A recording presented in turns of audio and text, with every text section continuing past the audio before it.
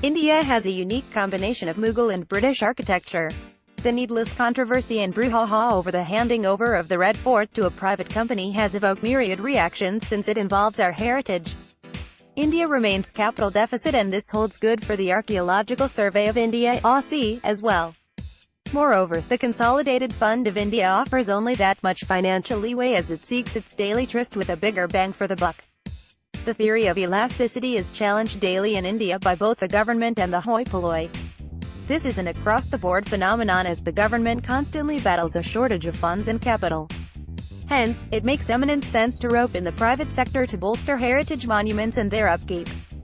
Remember that these sites won't be renamed but will have to put up a board saying, adopted by so-and-so.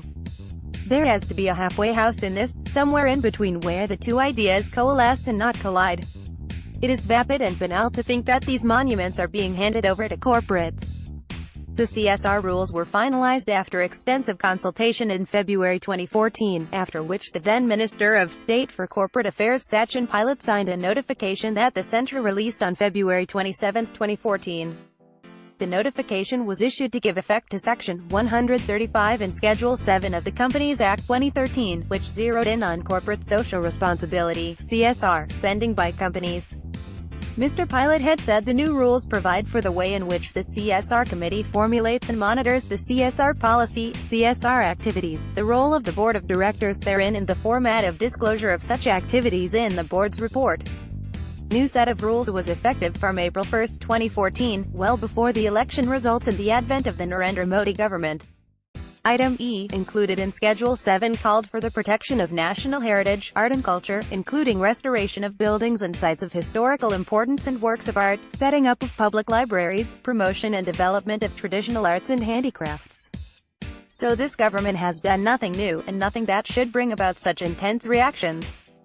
Moreover, 2 months ago, a parliamentary panel on transport, tourism and culture headed by Trinamool Congress MP Derek O'Brien noted that the initiative of Adopt a Heritage Site was a welcome step on the part of the Tourism Ministry. He had asked the government if a major corporate could be compelled to adopt heritage sites. All major political parties are represented in this 31-member panel. Incidentally, the scheme, Adopt a Heritage Site, was launched last year to encourage private sector participation. Corporates had to submit a plan on how they would upgrade facilities at these sites. Now, Mr. O'Brien has tweeted saying that this matter was still being discussed, and that he pledged to stop this. Politicizing this further, Congress spokesman Randeep Singh Surjewala jumped in to say that the BJP and the Prime Minister should be ashamed that they can't find 5 crore rupees for the upkeep of the Red Fort. In his budget speech this year, Finance Minister Arun Jaitley had stated, technological interventions, private investment and infrastructure development will be the focus for development of heritage and tourist sites across India. The government proposes to develop 10 prominent tourist sites as iconic tourism destinations through holistic infrastructure and skill development.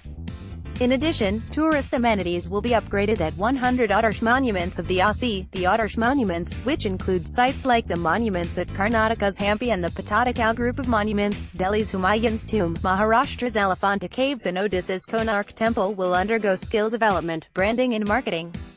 The National Heritage City Development and Augmentation Yojana (HRIDAY) has been taken up to revitalize heritage cities. Experts say that while attracting private investment for heritage conservation is easier said than done, there might be takers for the sites, generating more footfalls and, therefore, more revenue. But it is hardly news that Dalmia Bharat has won the right to maintain and supervise the Red Fort.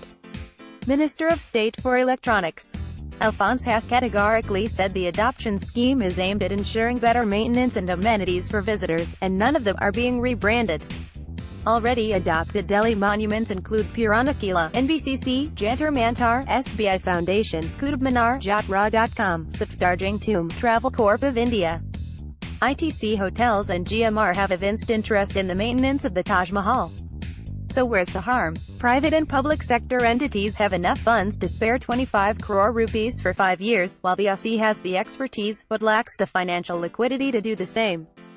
When you do a deep dive into the budget document, you find the Culture Ministry was to receive nearly 3.82% more funds in the current fiscal year, as the government has proposed to allocate 2,843 crore rupees to it.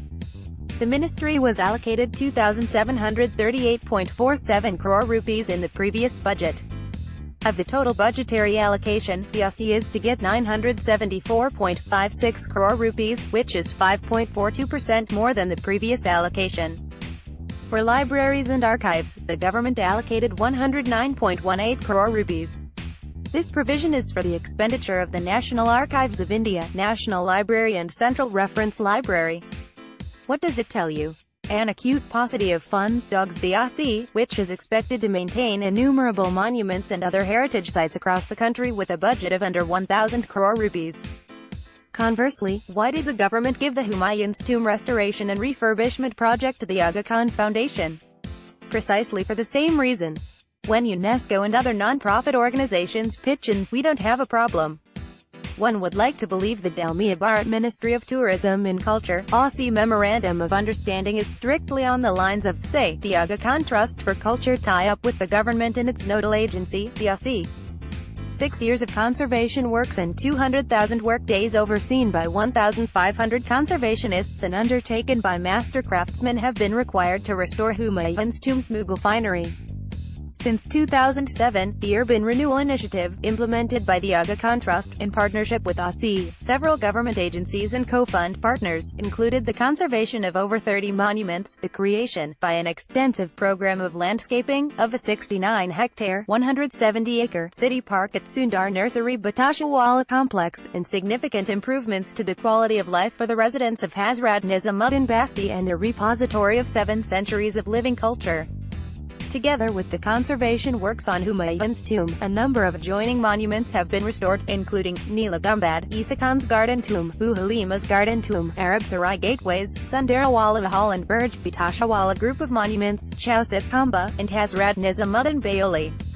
In February, the 90-acre Sundar Nursery Park was inaugurated, transformed into a planned Mughal-style garden, with a part of the park effectively remodeled as an arboretum, supporting micro-habitats. Anchoring the green spaces are restored mausoleums from the 16th century. Then there's the old nursery itself, built by the British in 1924 and still going strong with exotic plant species preening in their greenhouses and attracting visitors from all over the city. Similarly, the wondrous restoration of the tomb of Abdul Rahim Khan, the first Khan by Radish Nanda of the AKTC in conjunction with Indigo Airlines and Aussie, is another spectacular example of this private-public partnership model. In Hyderabad, AKTC is doing exemplary work at the Qutb Shahi Heritage Park, which has 72 monuments, including the mausoleums of rulers of the Qutb Shahi dynasty, 1518 to 1687, spread over 108 acres at the foot of the majestic Golconda Fort.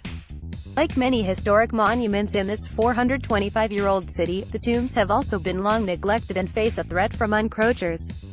The 16th-17th century necropolis is now getting a new lease of life thanks to the Aga Khan Trust for Culture, which began the conservation work in November 2013. For AKTC, a not-for-profit organization engaged in conservation of monuments in various countries, this is the second conservation project in India after Humayun's tomb in Delhi. I'm not saying Dalmia Bharat's makeover of the Red Fort is going to be a mirror image of what the AKTC is doing in India and other countries. Far from it, but given the plight of India's heritage monuments and the capital deficit, it's a start. India has a unique combination of Mughal and British architecture. Take Victoria Memorial in Kolkata. A couple of years ago, a 60 rupees crore renovation and modernization program funded by the Culture Ministry was kick-started, with the authorities carrying out a landmark preventive conservation of the heritage structure from the British era. There are different ways of doing this so that India's cultural and historical legacy is enhanced and conserved at the same time. The illumination of North and South block of the Central Secretariat building in New Delhi using Philips dynamic facade lighting is one such example, just as the Gateway of India in Mumbai is another. These iconic buildings house the Cabinet Secretariat, that administers the Government of India and are an integral part of India's historical and political heritage. Instead of allowing continued defacing and desecration of our heritage, one should encourage the Monument Mitra program and hope more and more companies come forward to save and salvage our collective national inheritance.